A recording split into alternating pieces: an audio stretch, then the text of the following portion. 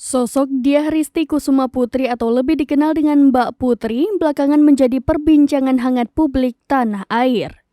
Mantan model dewasa ini kini tinggal sebatang kara di rumah reot tanpa listrik dan air. Hidup sebatang kara, Putri mengandalkan belas kasihan warga untuk bertahan hidup. Putri mengaku dirinya sudah menetap di rumah sederhana tanpa listrik dan air selama bertahun-tahun. Kondisinya yang memilukan ini diungkap oleh tetangganya yang tinggal di Jalan Mayangsari, Tugu Utara, Koja, Jakarta Utara. Awalnya, kisah Putri viral berkat konten YouTube Irfan Jayani di kanal Bang Brio TV.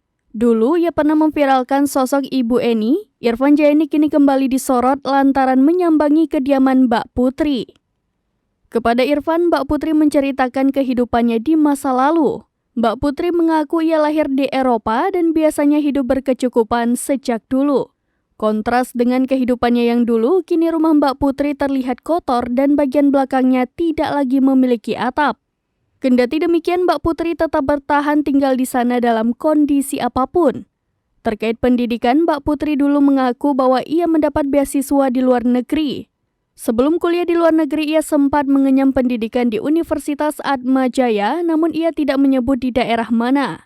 Mbak Putri mengaku menyelesaikan studinya di Atma, namun ia tidak mengikuti wisuda lantaran buru-buru berangkat sebab ia mendapat beasiswa di Harvard.